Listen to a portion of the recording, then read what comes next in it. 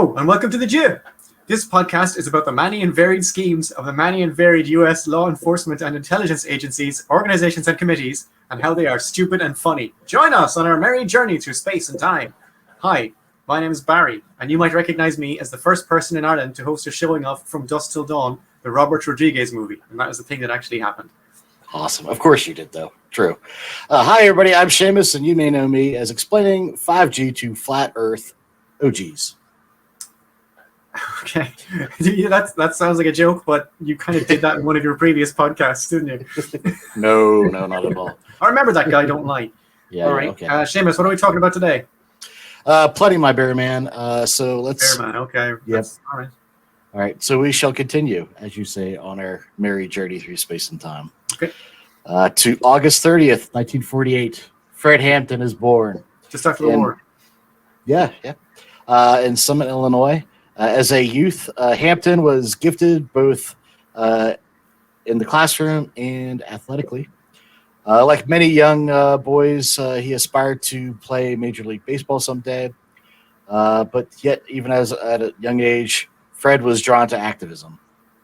When he was only 10 years old, shortly after his family moved to Maywood, just outside Chicago, he decided to start a breakfast program for kids in his neighborhood. Oh, wow. Yep. He actually prepared the meals himself. That's lovely. Right? This was just the beginning for Fred's career as an American revolutionary. American revolutionary! Even at this age, people would call him a special kid who loved to read, especially history. Oh, well, people used to call me a special kid as well. They still do, Barry, but for arguably different reasons. Yeah. He was popular amongst his peers and respected by adults who saw him as a clever, sharp-talking young man. When he was in high school... Oh, man, I had photos. I should have started with this. There's our man right there. So that is Freddie in high school. No, not in high school, but later. That's Freddie. That's Fred. That's Hello, Fred. Yep. All right. So, when he was in high school, Fred organized walkouts protesting black students' exclusion from competitions for homecoming queen. He also called out to practice for counseling struggling black students to flunk out of school. That's pretty awesome. I mean, that's what you do. That right? first one, like, they had a homecoming queen competition, and it's like, okay, who's going to be homecoming queen? Not you. Yeah. What a bizarre thing to tell a black girl, like, no. Yeah, but could you imagine telling a kid, though, you're not doing too well in school. Why don't you just drop out? Yeah. That's fucked up. It just blows my mind. Lots of children left behind, I guess. Yeah, exactly. They couldn't count on George Bush the same. Well, back that's what black people are for. You don't have to educate them. They're just for manual work, right? Oh, geez, right? Fuckers. Anyways, Fred lobbied officials to hire more black teachers and administrators. Yep. Representation. Believe it or not, they did. Hey! Yeah, right? Thanks to his efforts, young black kids went from dropping out to graduating in large numbers. Black educators were given a chance that they otherwise would have not gotten before because of this. It's insane that you'd have to lobby for that. Right. But it's also, kind of amazing at a high school kid doing this shit, and he's able to do something, He's got the grow for the game. Yep. But he wasn't just busy inside school. He was also busy outside of school. He used his communication skills to serve others. He worked as a stock boy, dishwasher, and factory jobs when he could. He used his credentials as a hardworking young man and his ability to communicate to convince other area employers to hire young black kids in his neighborhood. Cool. He wanted to push the Maywood board to start a summer jobs program. So this guy was getting shit done in high school. I don't think either one of us was doing anything like this in high school. You don't know what I was doing in high school. Oh, what were you doing in high school at this time, Barry? I mean, nothing. But that's not the point. The point is you didn't know that. Okay. Just now. Okay. He's an impressive young man. Right? Yeah. Sorry. I almost jumped over a huge important part here. At 65, Fred Hampton was becoming increasingly involved in activism, civil rights cause. At this time, the civil rights movement was in full swing, with events in Selma Montgomery March and the Voting Rights Act of 65 making headlines and inspiring young people, including Hampton, to becoming involved. It was also during this time that Hampton became involved in the National Association of the Advancement of Colored People, otherwise known as the NAACP, and other civil rights organizations. Hampton graduated from high school with honors and varsity letters and a junior achievement award. What is varsity letters? It's like athletic related. Okay. Yeah, so in 66, he enrolled into Trenton Junior College, where he majored in pre-law. At the time, he started reading more about socialist and communist revolutionaries. Danger! Communism?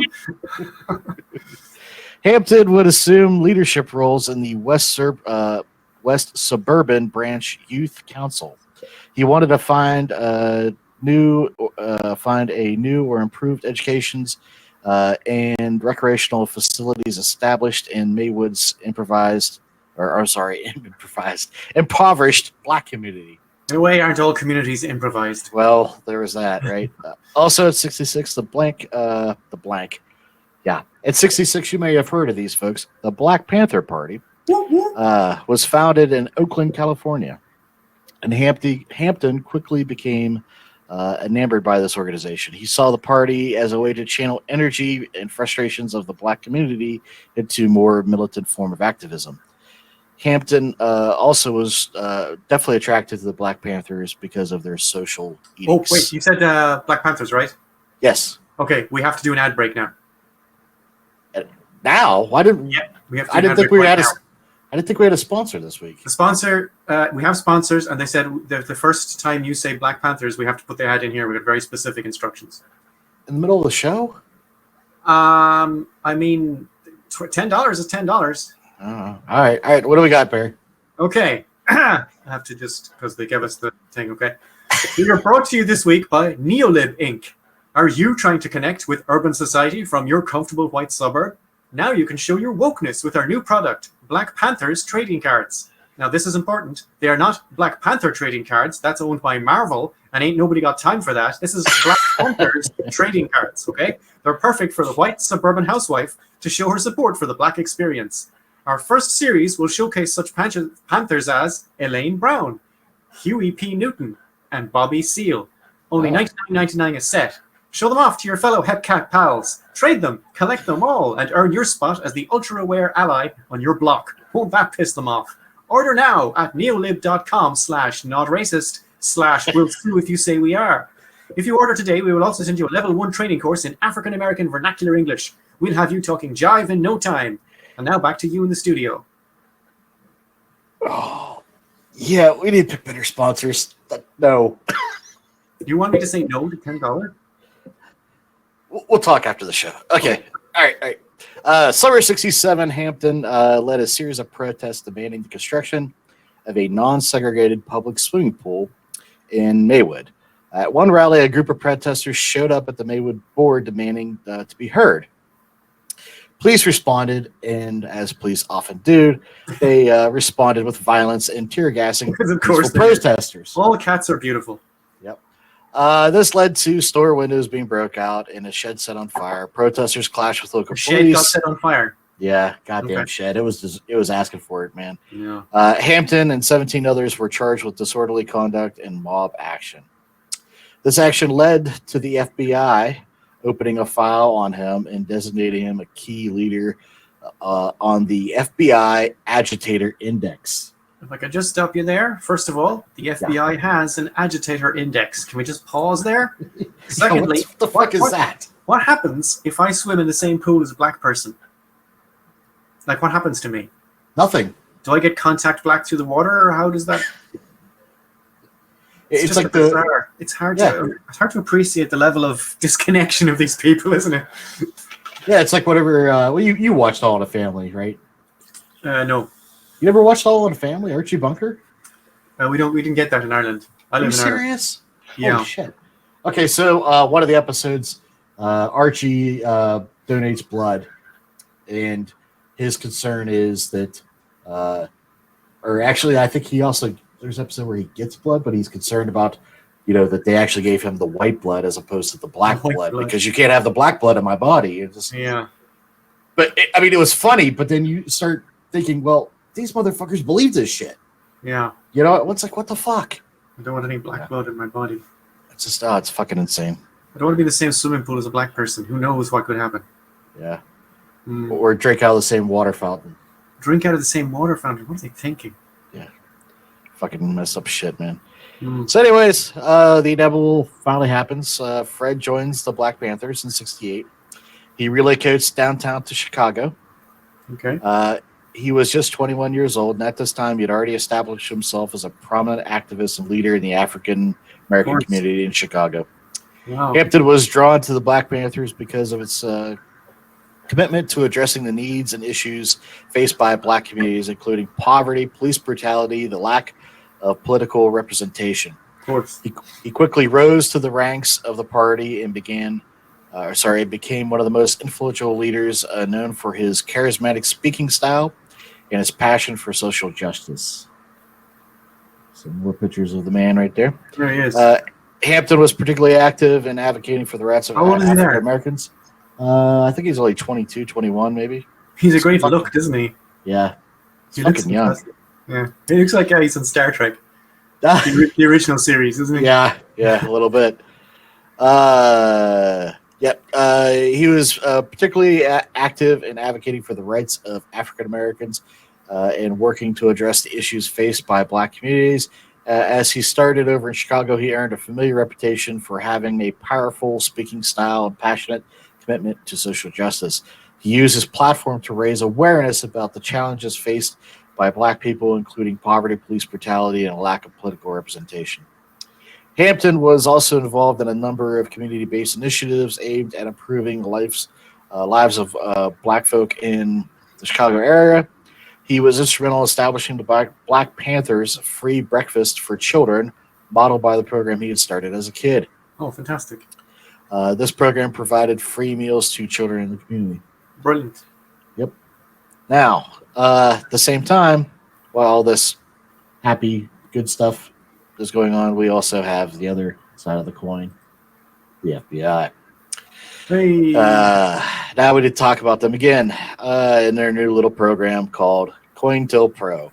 COINTELPRO, wait, COINTELPRO is massive. We're not going to talk about that, are we? No, we're just going to basically explain it briefly. Okay. I mean, there's going to be a lot of crossover, I think, in a lot of these episodes. Yeah, pretty much every episode you can pretty much do, mention COINTELPRO because they're pretty much involved in every episode involving the FBI anyways. COINTELPRO stands for Counterintelligence Program. It was a secret program run by the FBI. It was active, wink, wink, from 65 to 71. I'm sure it stopped after that. The purpose of COINTELPRO... Yeah, I'm sure it went on after 1971. Yeah, the COINTELPRO program was... to disrupt and neutralize political organizations, individuals who were seen as a threat to the U.S. government. COINTELPRO targeted a wide range of political groups, including the Civil Rights Movement, the Anti-War Movement, and various left-wing and communist organizations. The FBI used a range of tactics to disrupt these groups, including surveillance, infiltration, false media reports, and other forms of psychological warfare. Okay, hang on now. Yep. You said that one of the things that COINTELPRO was designed to disrupt was the Civil Rights Movement. Yep. And also that they were designed to disrupt organizations which were seen as a threat to the United States government. Yep. So what does that say if even in the 1960s, the idea of civil rights was regarded as a threat to the United States government? Exactly. I mean, how insane is that? I don't know, man. It's just weird. But there's no systemic racism there. It's just a series of individual cases of racism, right?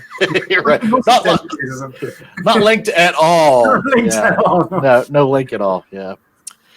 The FBI believed that Hampton's leadership and amazing skills as a communicator made him a major threat among Black Panther leaders. The FBI would increase their monitoring of his activities, including wiretapping his mother's telephone. Oh, his mother! Come on, man, Yep. Leave his mom alone. From an article in the Guardian titled... That's not what I meant. God damn. From an article in the Guardian titled "Preventing the Rise of a Messiah" by Jonathan David Farley. J. Edgar Hoover, this motherfucker, a leader of the FBI at the time,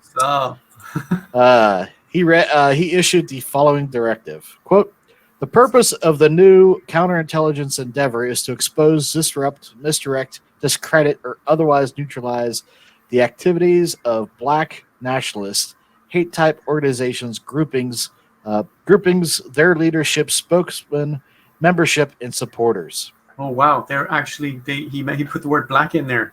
Yep. He's explicitly attacking black nationalist organizations. Okay.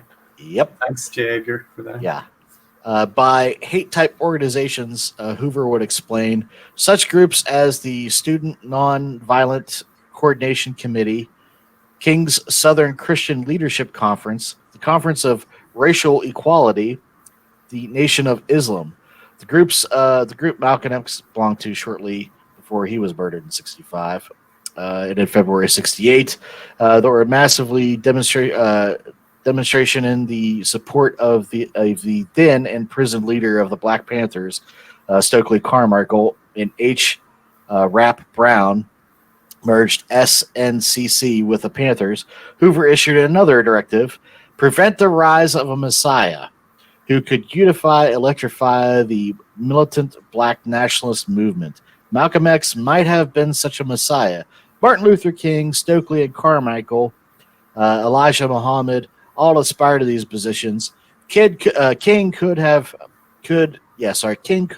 be a very real contender for his position should he have abandoned his supposed obedience to white liberal doctrine. That whole thing is a J. Edgar Hoover quote. Yep. Wow. Okay.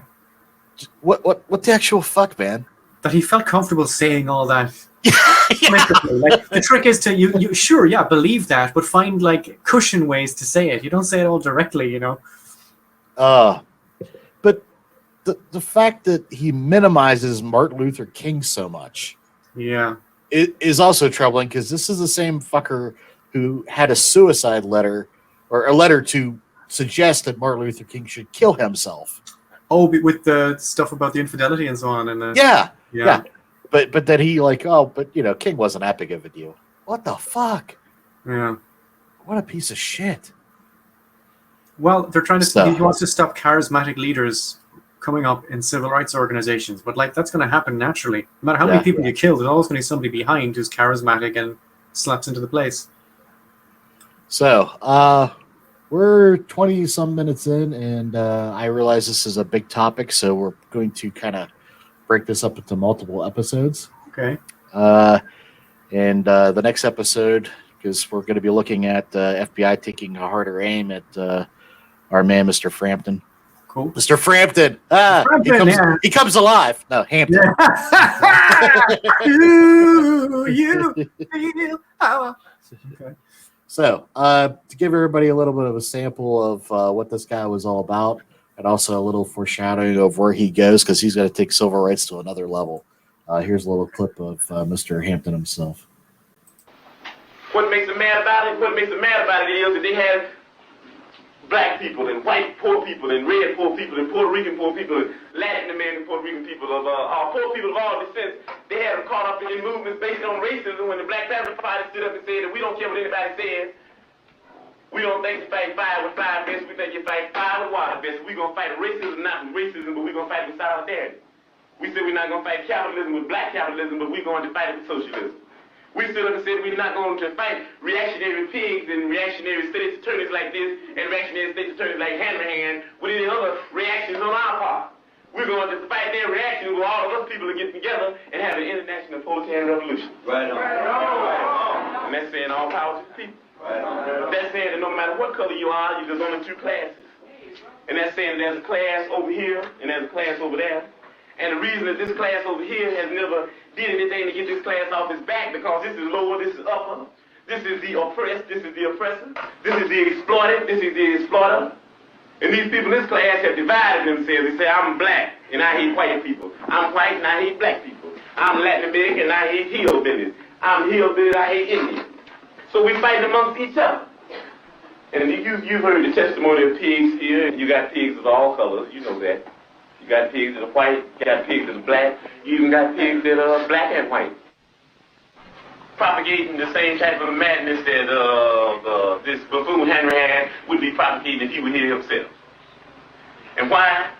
Because they want to keep you to believing that I'm your enemy, and that everybody else that's black and that wears a lot of hair on his head and hair on his face, they want to keep you thinking that he's your enemy.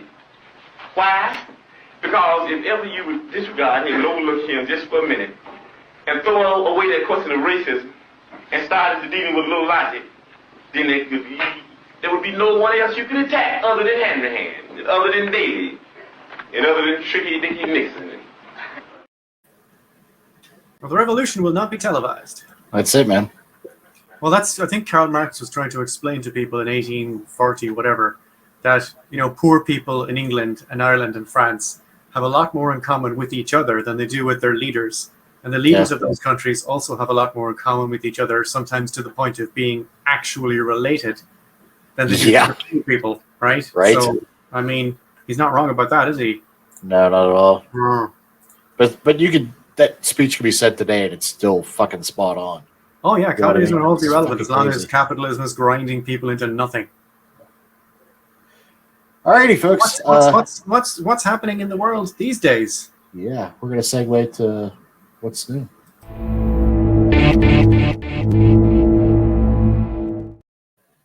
Welcome to What's New.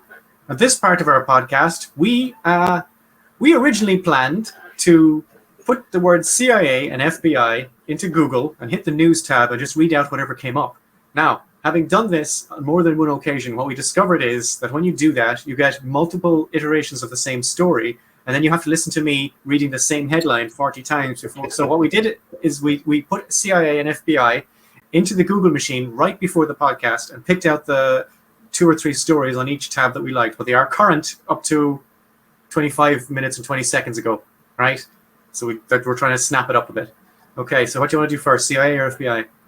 Let me do the FBI since we've been talking about the FBI already. All right, so the headline is FBI's most controversial surveillance tool is under threat. Wow, it's just like we were talking about that a minute ago. Oh yeah. COINTELPRO. What is the surveillance tool that's under threat? It's the Section 702 of the Foreign Intelligence Surveillance Act, FISA. So they supposedly just use this to, infiltrate any sort of electronic communications from a foreign threat to here. But of course, you would be shocked to hear this, Barry. They've actually used this to spy on Americans as well. Prison system.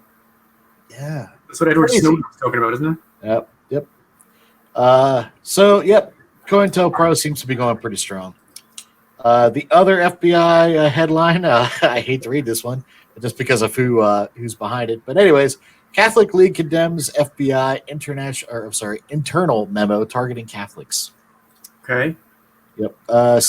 Bill Donahue, not a good person. But anyways, you told me you liked him before the start. You said you're a fan of his work. You have grudging respect for him. You said. Yeah. Okay. You're not going to go for it. You're not going to take it. Okay, fair enough. No. There hasn't been there hasn't been a wave of virtual anti-Semitism in the West like this that we have currently witnessed in the last 100 years. And he means anti-Catholic prejudice. Yep. Oh. Okay. He's. I don't know. It's some sort of 6-year investigation. I didn't read all of it, honestly. Yeah. So go check it out. This part is just to give a flavor of what's happening. Yeah. In the world of the CIA and the FBI currently. Will I go for my CIA? Do you want to do more? Go for it, brother. All right, here we go. First one I saw was from Jordan News, and it says CIA director voices fears of third intifada. What it means is Bill Burns has expressed fears of a third Palestinian intifada in light of rising tensions of the West Bank and occupied Jerusalem.